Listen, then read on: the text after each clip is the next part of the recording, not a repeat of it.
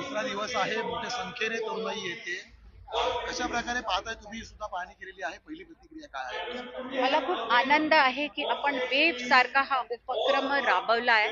आज त्याचा तिसरा दिवस आहे आणि मला वाटतं जर आपण पूर्ण वेगवेगळ्या कंट्रीज देशांकडनं शिकलो तर मला वाटतं जे 8 म्युझिक फॉर्म आहे ही एक अशी भाषा आहे जी कोणत्याही भाषेच्या वर आहे, ती डायरेक्ट जाऊन मनाला भिडते. तर वेव्हचा हा तिसरा दिवस आहे, पण यांनी महाराष्ट्रातच खळबळ निर्माण नाही केलेली आहे, देशात आणि पूर्ण विश्वात निर्माण केलेली आहे. आणि मला वाटतं हे तर ही एक सुरुवात आहे, पण याच्यानी कल्चरल डिप्लोमॅसी, पॉलिटिकल जे कनेक्शन्स आहेत ते ते जास्त स्ट्रॉंग होण्यात मदत होणार आहे नक्कीच. आणि जे आपले आर्टिस्ट आहे, आपलं जे फोक म्युझिक असेल, रिजनल, क्लासिकल, त्याला पण एक छान प्लॅटफॉर्म मिळालेला आहे टू गो ग्लोबल. कारण आता to go global we need the strength of our culture, आणि ते कल्चर आपल्याला इथल्या वेगवेगळ्या स्टेशन्स मधनं दिसून येतं. मॅम ऍक्च्युली एकीकडे पीएमच्या हस्ते याचं ओपनिंग झालं, सगळी स्टारकास्ट आपण पाहिली, रजनीकांत पासून सर्व लोक आलेले होते.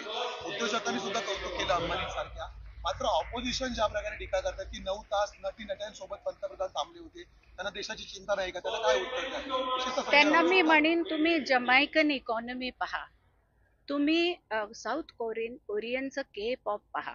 ह्या सगळ्या म्युझिकल एंडेवर्सनी त्या देशांना इतकं सारं टुरिझम दिलंय, त्यांच्या लँग्वेज मध्ये इंटरेस्ट घेतलाय लोकांनी. त्यांची लँग्वेज कळत नाही पण त्यांचं म्युझिक त्यांना कळतं, त्याच्यामुळे लँग्वेज शिकतायत. त्यांचे 2 लाख पेक्षा जास्त लोक के पॉप मुळे लँग्वेज जास्त शिकतायत.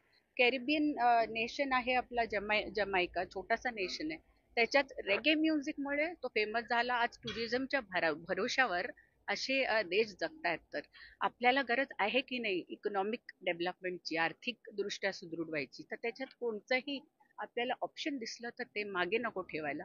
म्युझिक, कला, नाटक हे जे आहे ऑप्शन, ते खूप मोठं ऑप्शन आहे, ज्यांनी आपल्याला टुरिझम मिळतं, कल्चरल टुरिझम मिळतं, आणि ते आपल्याला एक्सप्लोर करत राहायला पाहिजे. आणि ह्या लोकांना नीट पॉलिसीजच्या द्वारा सपोर्टही करायला पाहिजे, जे मोदीजी करतायत त्याचा मला आनंद आहे. कौतुक देवेंद्रजींचं खूप झालं या न्यूजमुळे.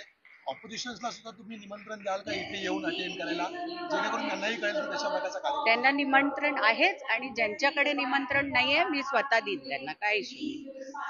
थँक्यू. नवीन घडामोडी पाहण्यासाठी आजच आम्ही मुंबईकर 24 तासला लाईक करा, सबस्क्राईब करा आणि अपडेट रहा.